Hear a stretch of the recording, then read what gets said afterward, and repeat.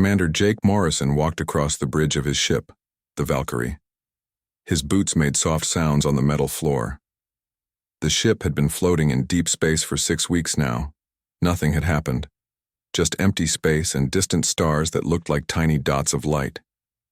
Jake was tired of the quiet. He wanted something to do. His crew wanted something to do. They were all getting bored with the same routine every single day. Wake up, check the systems, eat breakfast, run some drills, eat lunch, check the systems again, eat dinner, and go to sleep.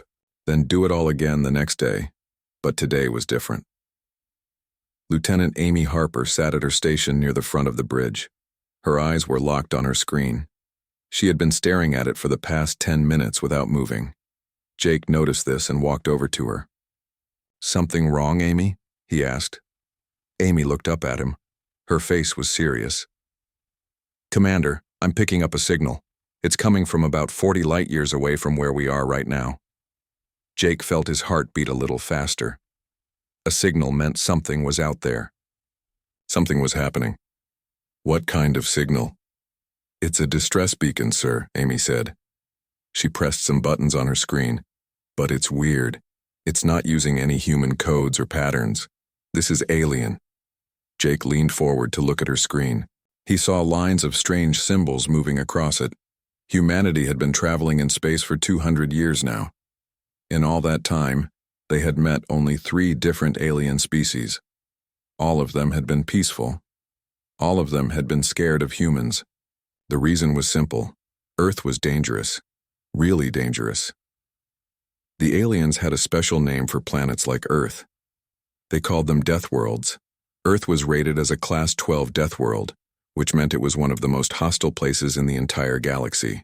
Humans had to be tough just to survive there. This made other aliens nervous around humans. "Can we understand what the signal says?" Jake asked. Lieutenant Peter Grant was sitting at the communications station. He was already working on it. His fingers moved quickly over his keyboard. Strange alien writing appeared on his screen. Then slowly, the words started to change into English. "I got it," Peter said. "The message is short and simple. It says, 'Under attack. Need help immediately.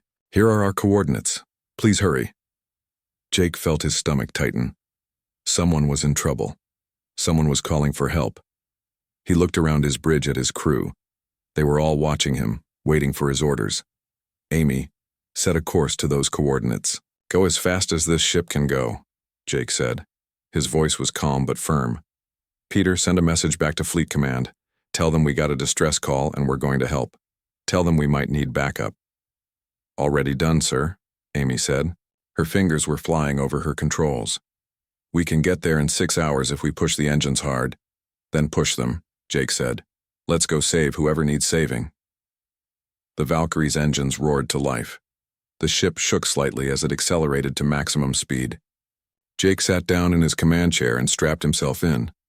6 hours felt like a long time when someone was in danger. He spent those 6 hours getting his ship ready for whatever they might find. He ordered weapon checks. He ordered shield checks. He made sure every member of his crew knew their job and was ready to do it. He even took a quick nap because he knew he might not get another chance to rest for a long time. When they finally arrived at the coordinates, Jake wished they hadn't come. The system had a small planet in it. The planet belonged to a species called the Velix. They were peaceful creatures made of purple crystals. They looked like walking gemstones. Humans and the Velix had always gotten along well. They traded goods and shared information. They were friends. But now, the space around the Velix planet looked like a nightmare. "Scanning now," Amy said. Her voice was tight and scared. "I'm seeing debris everywhere. Destroyed ships. Lots of them. And I'm counting hostile contacts. 20 ships, no, wait, 30 ships. All of them are surrounding the planet." Jake looked at the main view screen. He could see the enemy ships. They were dark and angular, like floating pieces of shadow. They moved in a way that reminded Jake of sharks circling prey. They were hunting the Velix. "What's our weapon status?" Jake asked. Lieutenant Danny Carter was the tactical officer. He was young and new to the crew. "All weapons are ready, Commander." "But sir, we're just one ship. They have 30. Even for us, that's really bad odds. Jake smiled, but it wasn't a happy smile. It was the kind of smile a wolf makes before a fight. Danny was fresh from the academy. He didn't understand yet what it meant to be human. He didn't understand that humans came from a world that tried to kill them every single day. Humans didn't give up. Humans didn't run away. Humans fought no matter what the odds were. "Send those ships a message," Jake said quietly. "Tell them this is Commander Jake Morrison of the Terran Defense Fleet. Tell them they have one chance to leave peacefully. If they don't leave, they're going to learn why the galaxy calls us Deathworlders." Peter sent the message. They waited. The response came fast. It was weapons fire. Missiles and energy beams streaked through space toward the Valkyrie. "Evasive moves," Jake ordered. His voice was still calm. "Fire back. Use all weapons." The Valkyrie moved like a dancer. Even though she was a big ship, she dodged and weaved through the incoming fire. At the same time, her weapons opened up. Railguns fired metal slugs at incredible speeds. Missiles launched from tubes along her sides. Point defense lasers shot down the enemy missiles before they could hit. The first enemy ship exploded. Then the second one. Then the third one. "Focus on the ships that are closest to the planet," Jake said. "We need to give the people down there time to escape." But even as the Valkyrie destroyed enemy ship after enemy ship, more kept coming. Jake could see on his screen that they were outnumbered and outgunned. His ship was tough, but it couldn't fight 30 enemy vessels alone. "Commander, message from Fleet Command," Amy said.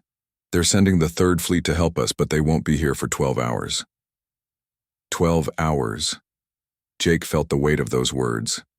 They had to survive for 12 hours against an enemy that wanted them dead. He looked around at his crew again.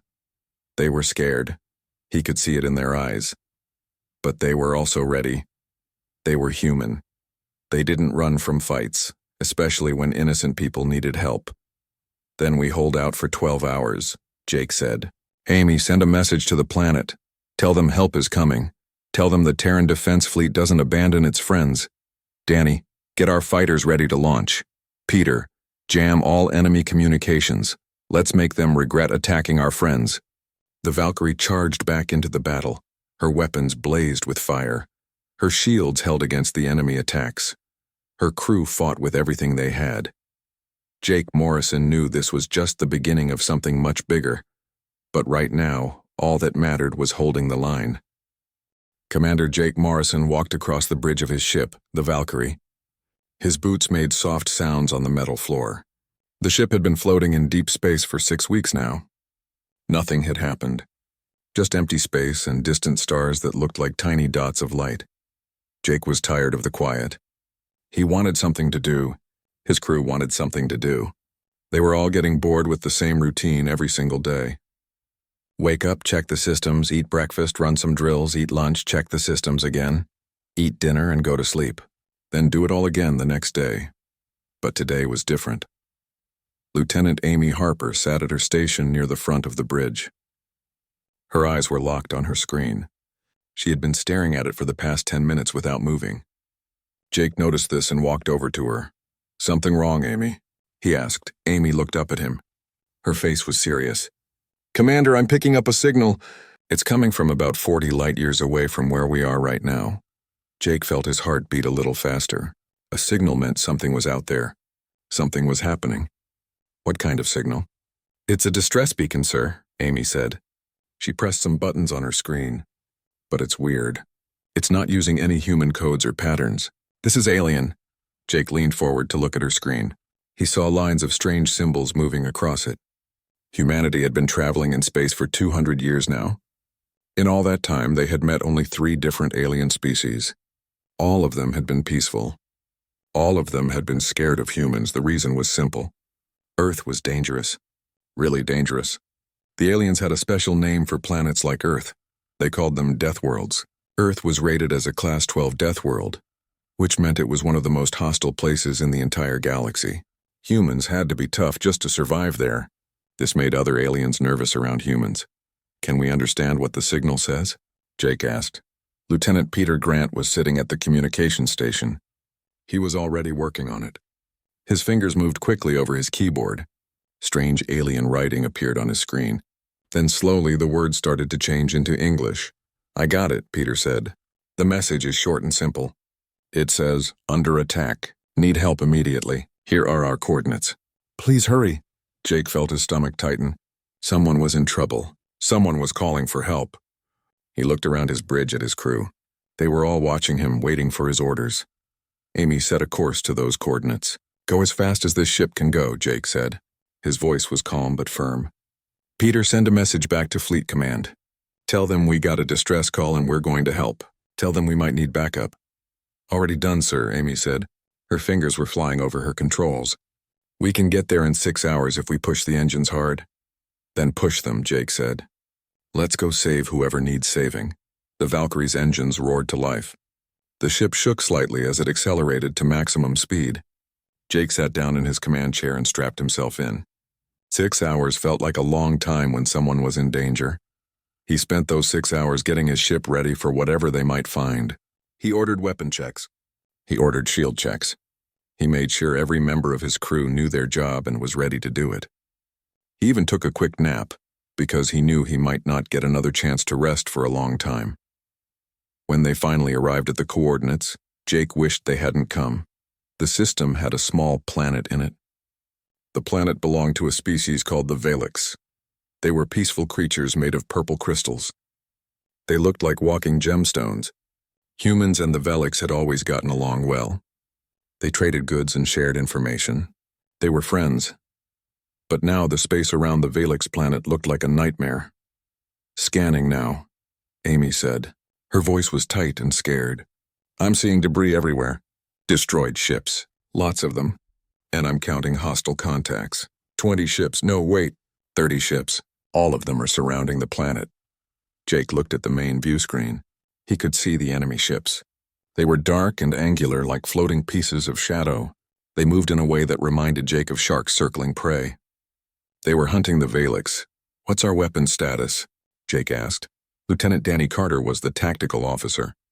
He was young and new to the crew. "All weapons are ready, Commander." "But sir, we're just one ship." "They have 30. Even for us, that's really bad odds." Jake smiled, but it wasn't a happy smile. It was the kind of smile a wolf makes before a fight. Danny was fresh from the academy. He didn't understand yet what it meant to be human.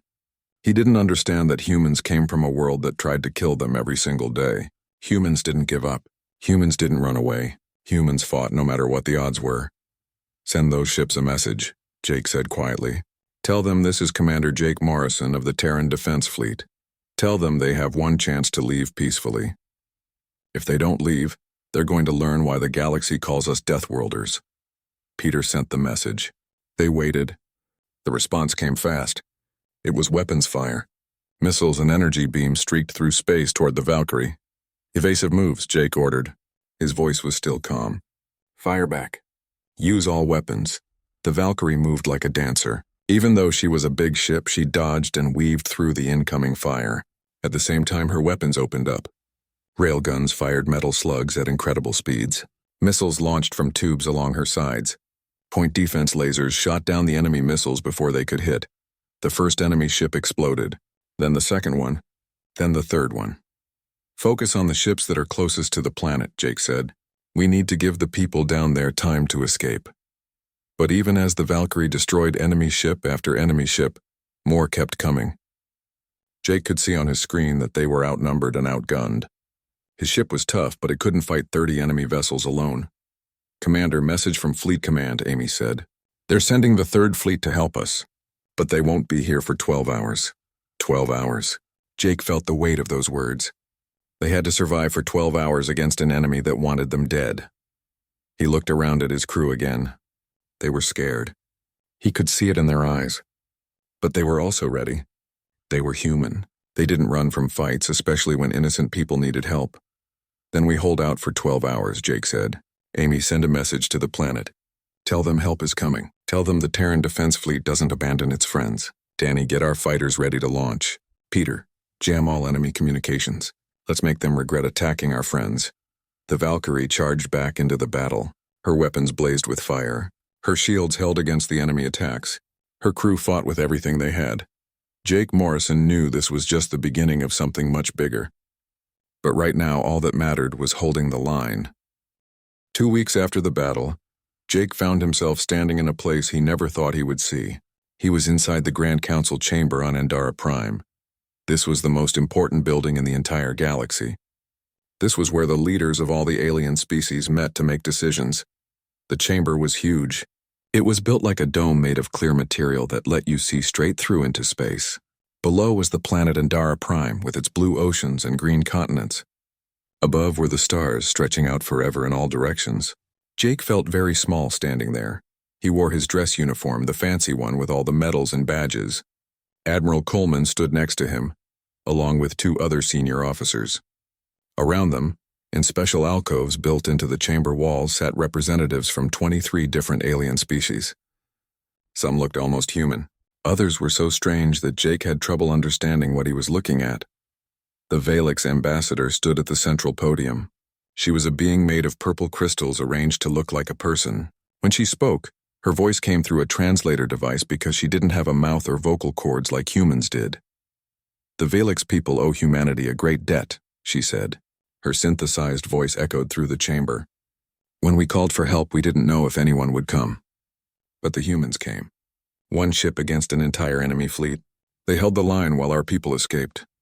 They fought not because they wanted something from us, but because it was the right thing to do. This is why we propose that humanity should be given a permanent seat on the Council of Defense. A murmur went through the chamber. The Council of Defense was very important. It was the group that decided how to protect all the species in the Union from threats. Humanity had only been part of the galactic community for 30 years. Many of the older alien species didn't trust humans yet. The Krell ambassador stood up to speak. The Krell were tall and thin with forearms and skin that looked like tree bark. They were one of the oldest species in the Union, and their opinion mattered a lot. We do not question the bravery of the humans, the Krell said. His voice sounded like wind blowing through leaves. But bravery alone is not enough. To sit on the Council of Defense, a species must also have wisdom and restraint. The humans are very young, perhaps too young for such responsibility. Jake felt anger rising in his chest, but Admiral Coleman put a hand on his arm. The Admiral had warned him this would happen. The older species always treated humans like children. Another voice spoke up. This one belonged to the Quellan representative. The Quellans lived in water, and their ambassador spoke from inside a large tank filled with liquid. I must disagree with my colleague from Krell, the Quellan said. Their voice came out bubbly and strange. The humans may be young, but they have proven themselves many times. They don't start fights, but they don't run from them either. The Council of Defense needs people like that. This was just one isolated incident, the Krell ambassador said sharply. An attack by pirates or criminals. There's no need to panic or make big changes. Isolated? Admiral Coleman's voice cut through the chamber like a knife. Everyone turned to look at him. The Admiral was a big man with gray hair and a face that had seen many battles. With all respect, Ambassador, this was not isolated. May I show the Council what we've found? The Union's High Chancellor nodded. The High Chancellor was an Aldari, a species known for being wise and fair. You may proceed, Admiral. A holographic display appeared in the center of the chamber. It showed a map of Union space with several star systems marked in red. In the past 6 months, there have been 11 attacks on Union worlds, Admiral Coleman said. His voice was calm but firm. We thought they were separate incidents. Pirates here, civil unrest there, territorial disputes somewhere else. But our intelligence people found connections. The same ship designs, the same tactics, the same pattern of attacking and then disappearing. This is not random criminals. This is an organized military force, and they're testing our defenses. The chamber erupted into noise. Representatives shouted questions and concerns. Some sounded angry. Some sounded scared. The High Chancellor had to call for order several times before everyone quieted down. Admiral, do you know who is behind these attacks? The Chancellor asked. We have some theories, Coleman replied, but no solid proof yet. What we do know is that they're out there, they're organized, and they're getting bolder. The attack on the Valix colony was the biggest one yet. If Commander Morrison and his crew hadn't held the line, we would have lost thousands of civilians. And we would have learned almost nothing about who the enemy is. The Krell ambassador spoke again, but his tone was different now, less confrontational. What do you suggest we do, Admiral? We suggest that humanity be given a seat on the Council of Defense, Coleman said. And we also ask for permission to create a rapid response fleet.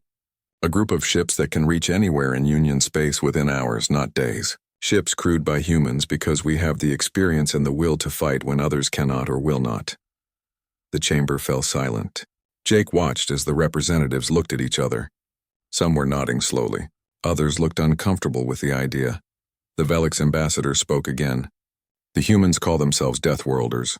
They know that we fear them even as we need them. But perhaps it is time we stopped fearing them and started trusting them. I vote yes to the Admiral's proposal. One by one, other ambassadors began to speak. Some voted yes, some voted no. A few chose not to vote at all. The debate went on for hours. Jake stood there the whole time, listening as aliens argued about whether humans could be trusted with more responsibility. Finally, as the sun of Endara Prime began to set beyond the chamber's transparent walls, the High Chancellor called for a final vote. Numbers appeared in the holographic display, climbing as each representative made their choice. The final result appeared: 15 votes in favor, 6 against, 2 abstaining. The motion passes, the Chancellor announced. Humanity is granted a seat on the Council of Defense and permission to form a rapid response fleet. Admiral Coleman, you will work with the Council to decide how large this fleet should be and what it should do. As they left the chamber, Jake felt both proud and worried. They had won the political fight. Humanity now had more power and more responsibility in the Union. But the real fight was still out there, somewhere in the darkness between the stars. Commander, Admiral Coleman said as they walked down a long corridor, how would you like to captain a new ship? The first ship in our rapid response fleet. Jake stopped walking and looked at the Admiral in surprise. Sir, I'm honored, but surely there are officers with more experience who should get that job. There are officers with more time in service, Coleman agreed. But you're the one who held the line when it mattered most. You're the one the crews will follow into the worst situations imaginable. So I'm asking you, will you take the job? Jake looked out through the corridor's windows at the stars. Out there, people needed help. Out there, an enemy was planning their next attack. Out there, humanity had a chance to prove they were more than just survivors from a death world. They could be protectors too. Yes, sir, Jake said. I'll take command. Good, Coleman said with a small smile. Because your ship is already being built. She's the first of a new class of dreadnoughts, faster and more powerful than anything we've ever made. We're calling her the Defiance, the Defiance. Jake repeated the name in his head. It was a good name. A very human name. It meant refusing to give up. Refusing to surrender, refusing to accept defeat. That was what humans did best. When do I start? Jake asked. Right now, Coleman said. We have a lot of work to do and not much time to do it. The enemy is out there and they will attack again. We need to be ready when they do. As Jake followed the Admiral to the transport that would take them to the shipyards, he felt a sense of purpose settle over him. This was his mission now. Not just to protect one colony or win one battle, but to stand guard over the entire Union. To be the shield that protected those who couldn't protect themselves. It was a heavy responsibility. But Jake was human, and humans had been carrying heavy responsibility since the day they climbed down from the trees on Earth. They would carry this one too.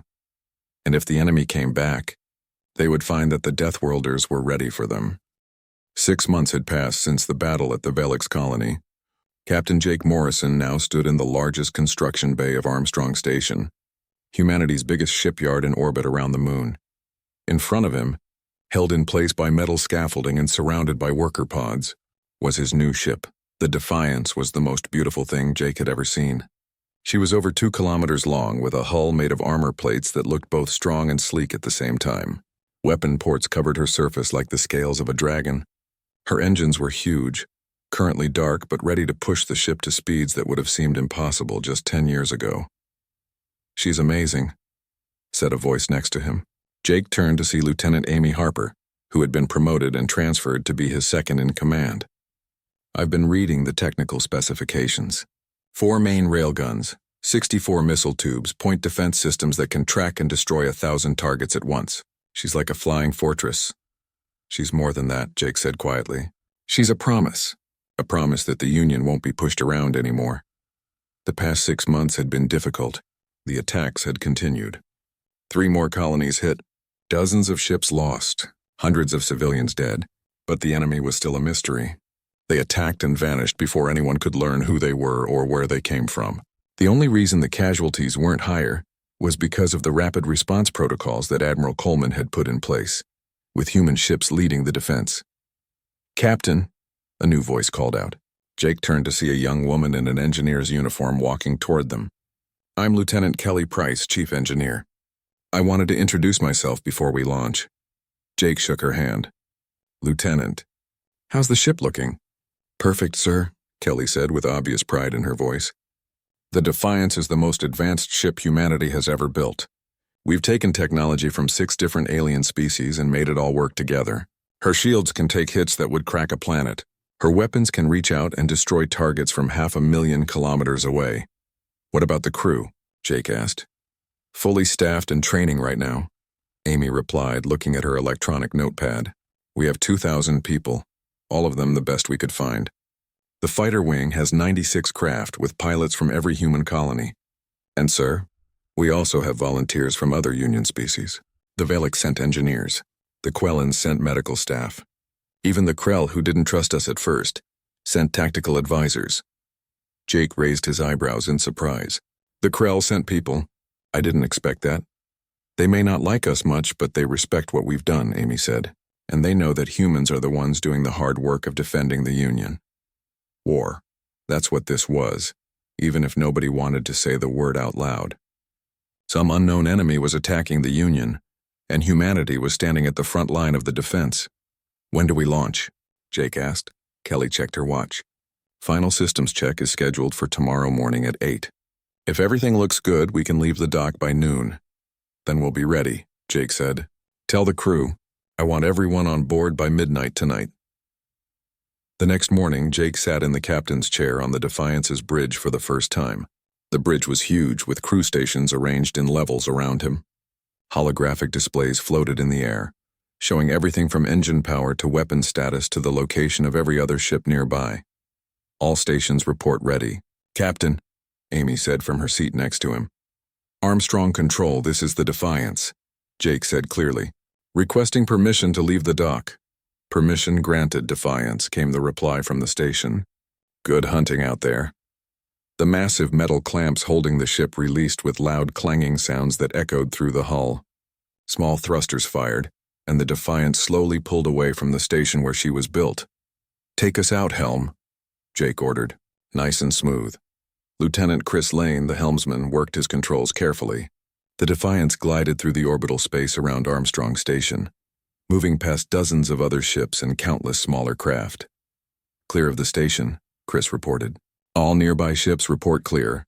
Jake looked at the main view screen, which showed open space ahead. Beyond that was the testing range where they would see what the Defiance could really do.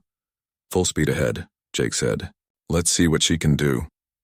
The Defiance's engines came to life with a sound that Jake felt in his bones.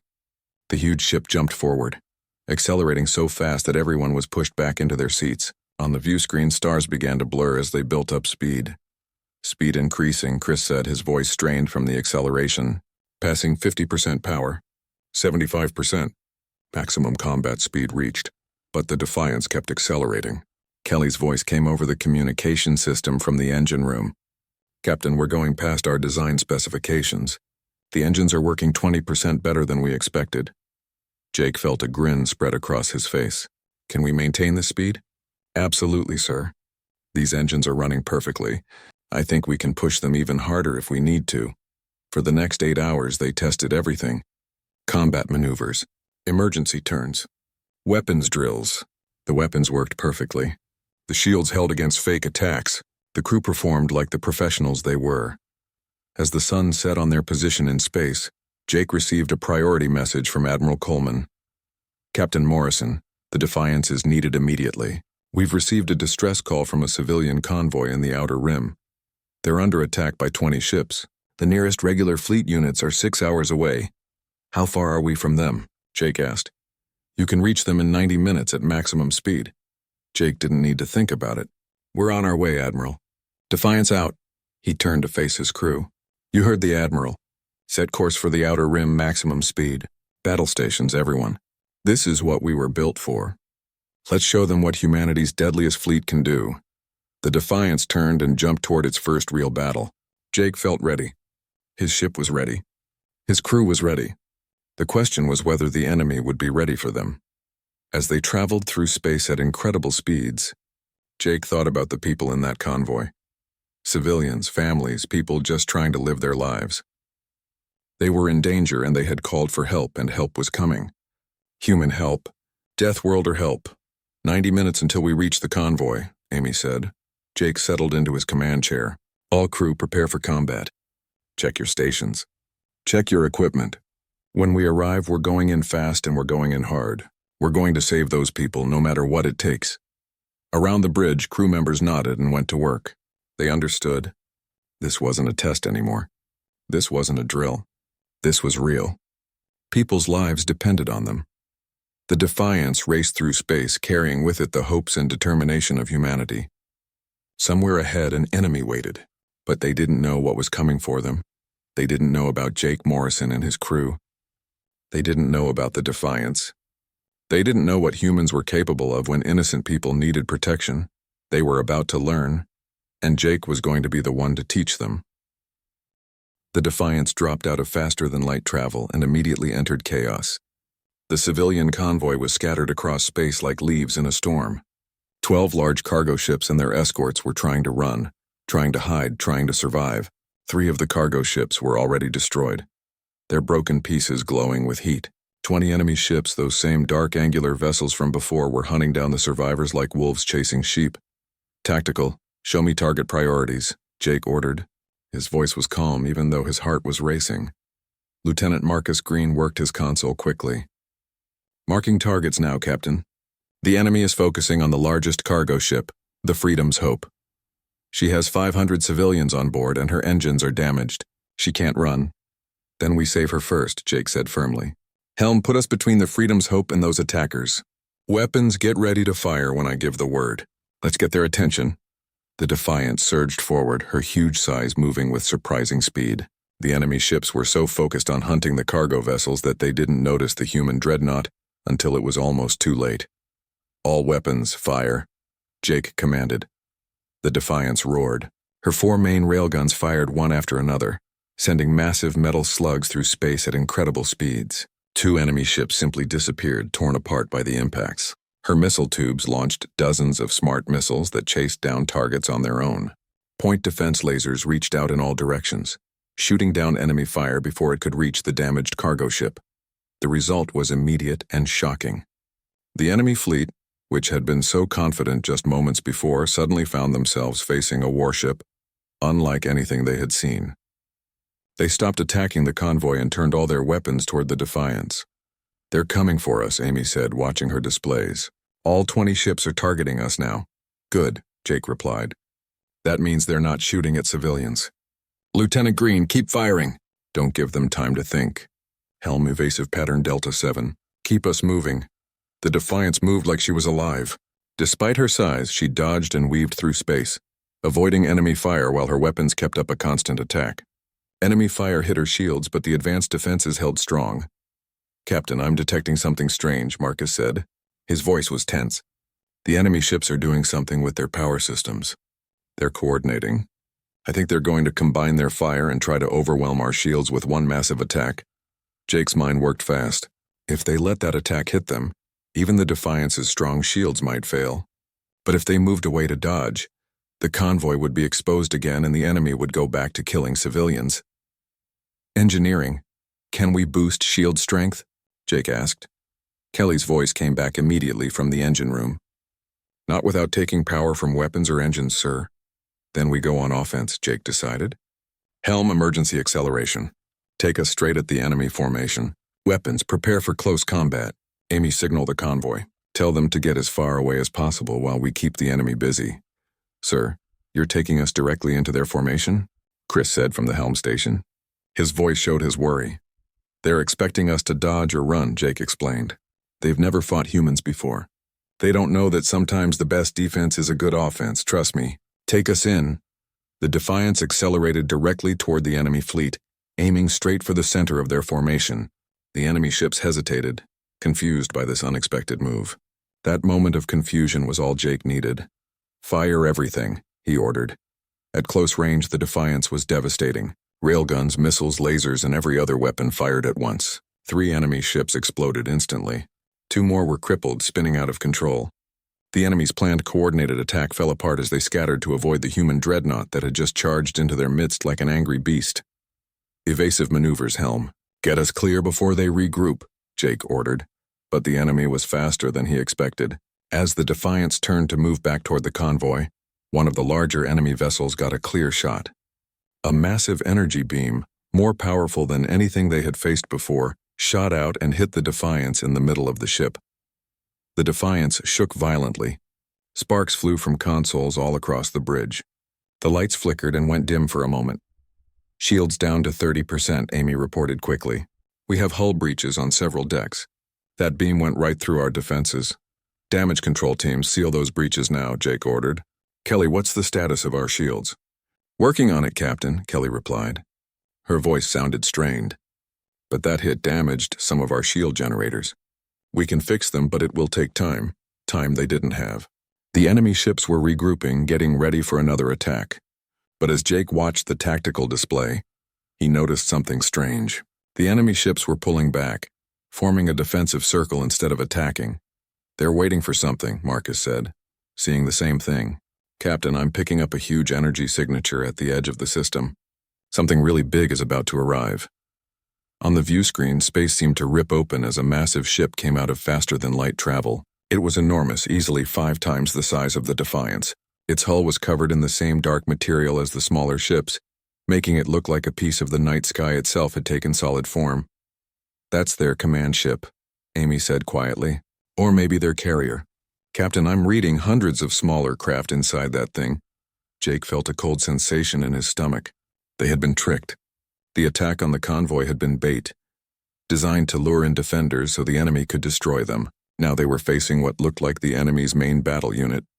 "Captain, incoming transmission," Lieutenant Peter Grant said from communications. "It's from that huge ship and it's in our language." "Put it through," Jake ordered. A voice filled the bridge. It was deep and smooth. "Human vessel, you have fought well. Your ship is powerful and your crew is skilled, but you are alone and you are badly outnumbered. Surrender now and we will allow the convoy to leave safely. Continue to fight, and we will destroy everything in this system." Jake stood up from his command chair. His hands were clenched into fists at his sides. "This is Captain Jake Morrison of the Terran Defense Fleet ship Defiance. I have a different offer for you. Leave now immediately and we let you live. Stay here and you'll learn firsthand why they call us Deathworlders." There was a pause. Then a sound came through the speakers that might have been laughter. "Deathworlders. Yes, we have heard this term. The galaxy fears you because you come from a hostile planet. But your world made you survivors. Our world made us conquerors. There is a difference. I guess we'll find out which is better," Jake said. The transmission ended. Jake turned to his crew. He could see fear on their faces, but he also saw determination. They knew the odds. They knew this might be a fight they couldn't win.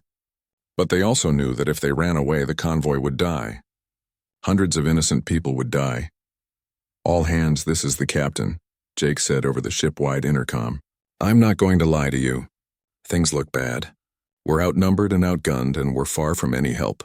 The smart thing would be to run away and save ourselves. But that's not who we are. We're human. We don't abandon people who need us. We don't give up because a fight looks too hard. We stand our ground, we fight, and we win, no matter what the cost. So get to your battle stations, everyone.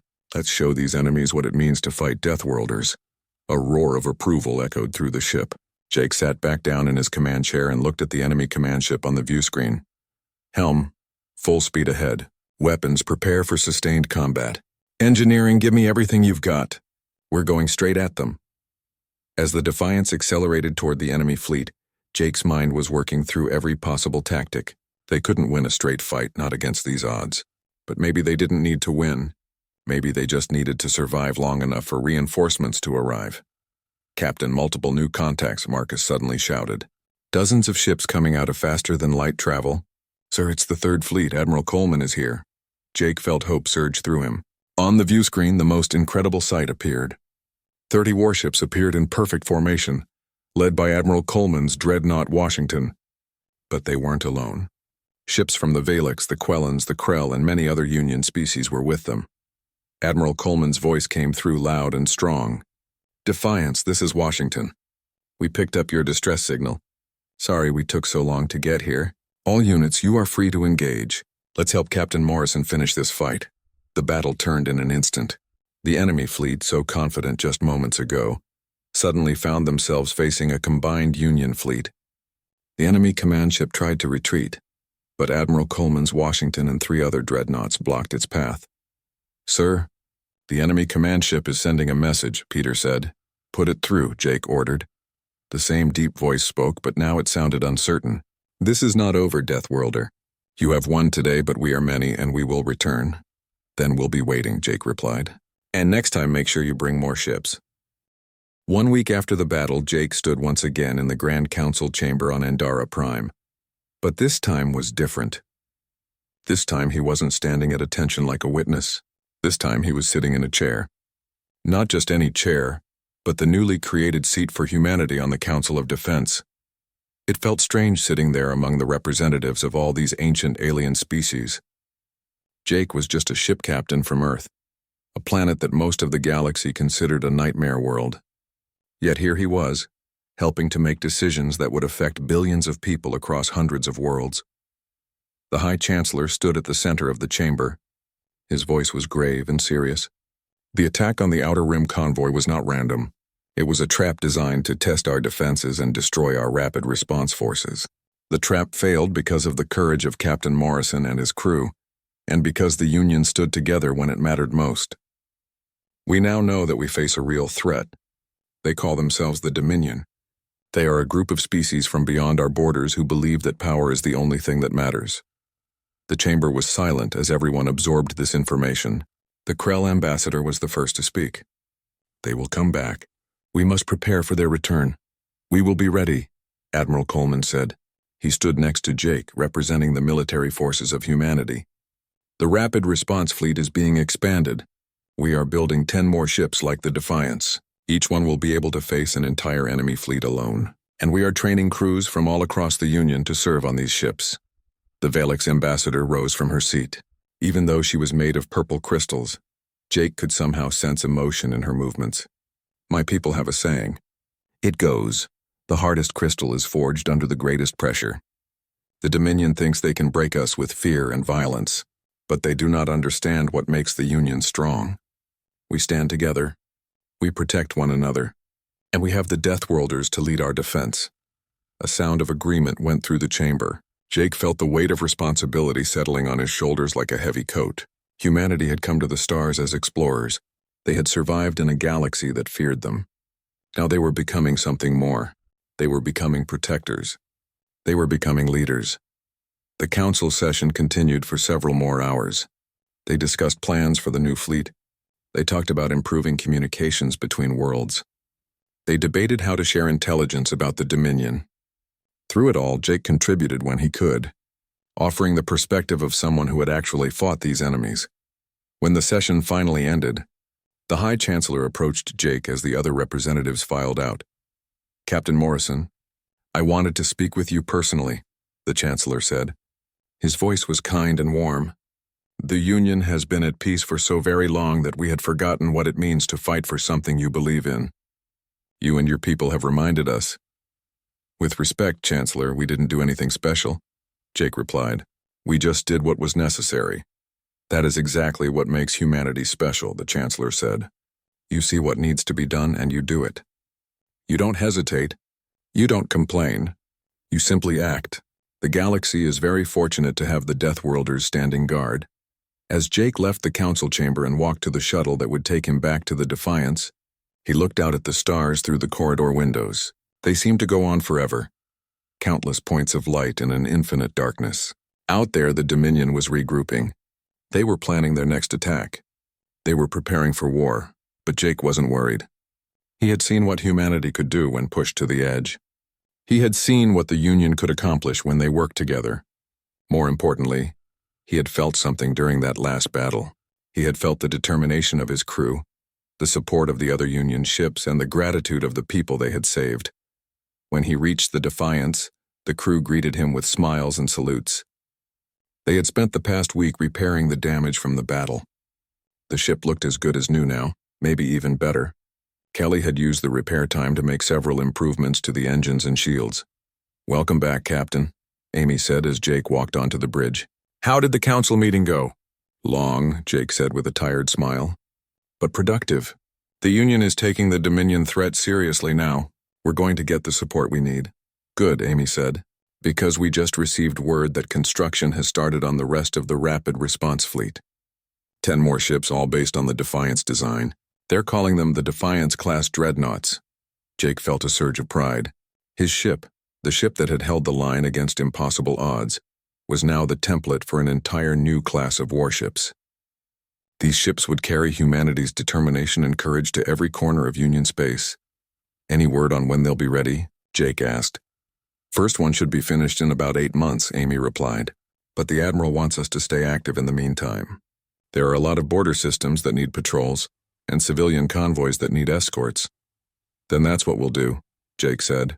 He sat down in his command chair and looked around the bridge at his crew. They had been through hell together in the past few months. They had fought impossible battles and faced overwhelming odds. But they had never given up. They had never backed down. Over the next several months, the Defiance and her crew became legends throughout Union space. They responded to distress calls from dozens of worlds. They escorted hundreds of civilian ships through dangerous space. They patrolled the borders and kept watch for any sign of the Dominion, and slowly other ships began to join them. The first of the new Defiance-class dreadnoughts, named the Resilience, launched from the shipyards and immediately joined the Rapid Response Fleet. Then came the Courage, then the Determination, then the Valor. Each ship carried a crew that was a mixture of humans and aliens, all working together to protect the Union. The Dominion did return just as they had promised. But each time they attacked, they found the Union ready. The Rapid Response Fleet was always there, arriving within hours of any distress call. And every time the Dominion showed up, they faced not just one Defiance-class dreadnought, but 2 or 3 or 4, along with support from the rest of the Union fleet. The battles were hard. People died, ships were damaged or destroyed, but the Union held. They didn't break. They didn't surrender. They stood together and they fought back. 1 year after the first battle at the Velix colony, Jake stood on the bridge of the Defiance and watched as the 10th and final Defiance-class dreadnought, the Victory, completed her maiden voyage. The entire Rapid Response Fleet was gathered in one place for the first time. 10 massive warships, each one a symbol of the Union's determination to survive. Admiral Coleman's face appeared on the view screen. "Captain Morrison, on behalf of the Galactic Union, I want to thank you. When we asked you to command the first ship of the Rapid Response Fleet, we didn't know if this would work. We didn't know if different species could work together on a warship. We didn't know if one ship could really make a difference. But you proved that it could. You and your crew showed us what's possible when we stand together." "Thank you, Admiral," Jake said. "But we couldn't have done it alone. Every member of this fleet, human and alien alike, has contributed to our success. We're all Deathworlders now, in spirit if not in origin." The Admiral smiled. "Well said, Captain. Now I believe you and your crew have earned some leave time. Take a week off. Rest, relax. Spend time with your families. You've earned it." As the view screen went dark, Amy looked at Jake with a raised eyebrow. "Leave time? What are we supposed to do with that?"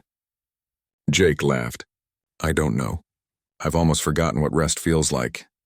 But before they could make any plans, Marcus called out from the tactical station. "Captain, I'm picking up a distress signal. It's coming from a research station in the Beta Quadrant. They're reporting that they're under attack." The bridge fell silent. Jake looked around at his crew. They were tired. They had been fighting for months without a real break. They deserved that leave time the Admiral had promised them. But out there, someone needed help. Someone was in danger, and the Defiance was the closest ship that could respond. Jake didn't need to ask his crew what they wanted to do. He could see it in their eyes. They were ready. They were always ready.